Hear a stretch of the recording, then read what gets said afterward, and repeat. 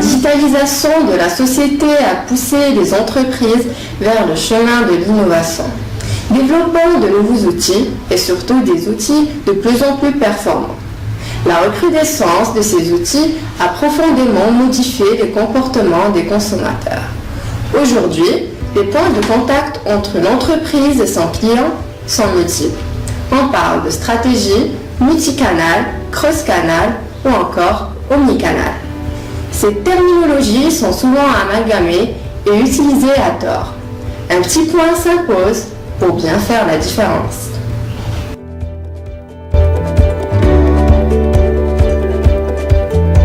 La stratégie multicanal est une stratégie de distribution qui recourt à plusieurs canaux physiques et virtuels. Son objectif est d'aboutir à la combinaison la plus synergique possible tout en restant cohérent aux yeux de la cible. Son enjeu est donc d'améliorer la présence de l'entreprise auprès de ses clients et ses prospects. La mise en œuvre de la stratégie multicanal est un processus complexe, dont la finalité est de délivrer le bon message à la bonne personne à travers le bon canal et bien sûr au bon moment. Cette mise en œuvre est le fait de la technologie dite EMA, Entreprise Marketing Automation, qui est utilisée par les responsables afin d'automatiser la communication de l'entreprise envers ses clients et prospects. La stratégie multicanal a des avantages comme des inconvénients. On cite tout premièrement la réduction des coûts, mais qui entraîne un conflit entre canaux. Deuxièmement, l'augmentation de la qualité et la quantité de l'information pour le client, mais qui entraîne malheureusement pour l'entreprise une augmentation des coûts. Et finalement, la réduction des risques qui entraîne un risque de perte de marque pour l'entreprise. Pizza Hut est un exemple le plus réussi de la stratégie multicanal intégrant les médias sociaux comme magasin.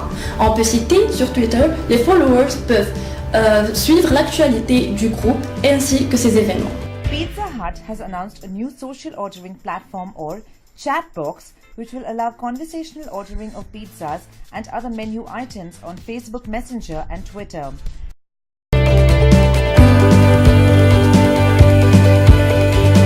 Avec l'émergence d'Internet, de nombreuses entreprises ont vu dans le e-commerce un véritable moyen de booster leurs ventes.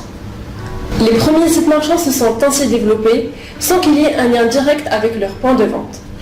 On parlait alors de stratégie multicanal où les deux canaux de distribution entraient en concurrence sans aucune interaction. Cette stratégie est aujourd'hui dépassée par ce qu'on appelle la stratégie cross-canal. Cette dernière fusionne offline et online en rendant chaque canal de distribution complémentaire de l'autre au lieu de se concurrencer.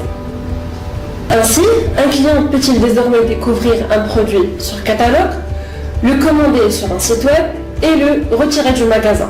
Cette stratégie consiste à mettre le client au sein de l'enseigne. L'application en entreprise de cette stratégie cross-canal présente pour l'entreprise plusieurs avantages tels que la possibilité d'accompagner le client tout au long de son processus d'achat, la possibilité d'acquérir de nouveaux prospects, la croissance de la visibilité et de la notoriété et finalement l'optimisation de sa stratégie de communication.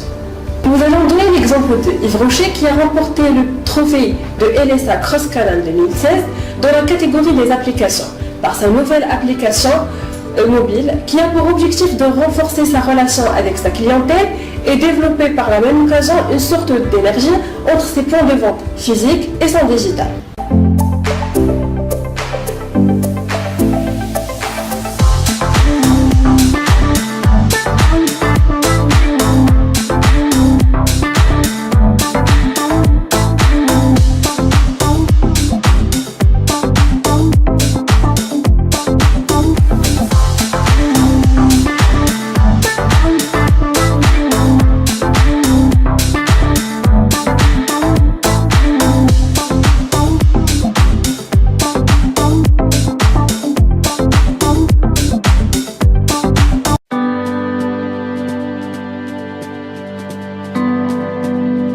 De nombreux clients utilisent Internet pour rechercher et comparer des produits avant de les acheter en point de vente. C'est là qu'intervient la stratégie omnicanal.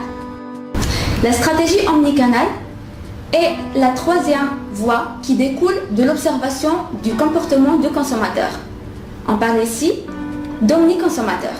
Un omniconsommateur est un consommateur qui utilise l'ensemble des canaux créés par une marque, soit les applications, le web, les points de vente, C'est un consommateur qui veut le tout à la fois. Il veut prendre des informations sur les réseaux sociaux, essayer de produits en point de vente, bénéficier de l'ensemble des fonctionnalités du web, mais en point de vente. Par exemple, la facturation, la visualisation des stocks ou le paiement. La stratégie omnicanal, c'est une stratégie qui crée une synergie entre les différents canaux du marque au bénéfice de l'expérience client et du parcours client.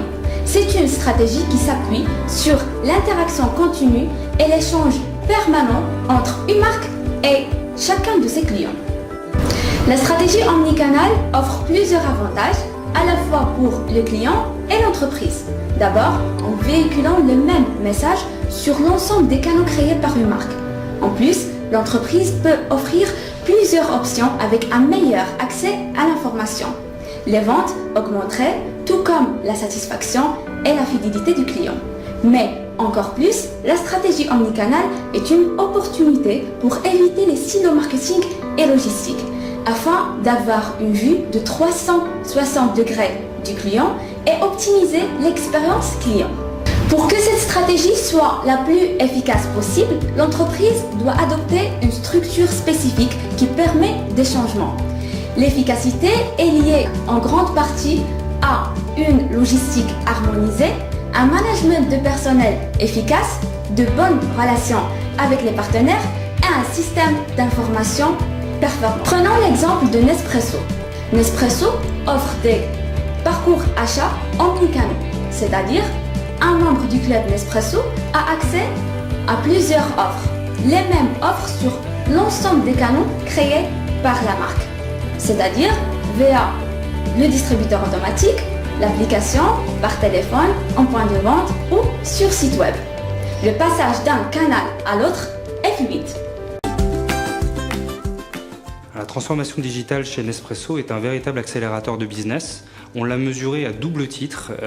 Tout d'abord, les consommateurs qui interagissent avec nous à travers plusieurs canaux de vente ou de relations, dans les réseaux sociaux par exemple, consomment plus chez Nespresso que les autres, qui expérimentent la marque exclusivement à travers un canal, que ce soit les boutiques, Internet, le mobile ou le téléphone. Et deuxièmement, ces mêmes consommateurs qui interagissent avec la marque à travers plusieurs canaux de vente ou de relations sont plus fidèles à la marque que les autres. Donc ça a beaucoup de sens pour nous de développer cet omnicanal puisque ça développe à la fois le chiffre d'affaires et la rentabilité de l'entreprise. Donc nous, on a 3 règles d'or pour s'engager dans cette transformation digitale chez Nespresso. La première, c'est qu'il faut s'engager dans la relation.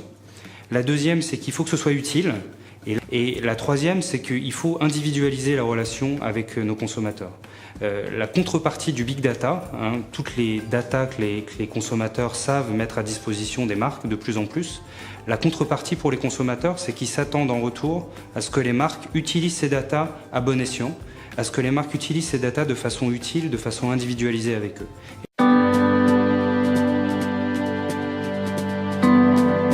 Pour conclure, il faut dire que le marketing multicanal est une stratégie marketing combinant plusieurs canaux de sollicitation et de réponse consommateurs. Alors que le marketing cross-canal est une stratégie marketing permettant aux différents canaux de distribution d'une entreprise, par exemple des magasins physiques, catalogues ou sites web, de fonctionner ensemble plutôt que de se concurrencer. Par contre, le marketing omnicanal est une stratégie marketing optimisant l'utilisation simultanée des canaux disponibles d'une entreprise. Vous l'aurez compris, ces différentes stratégies sont intimement liées, d'où les confusions possibles et ne peuvent exister les unes sans les autres. Alors, vous êtes omnicanal, cross-canal ou multicanal.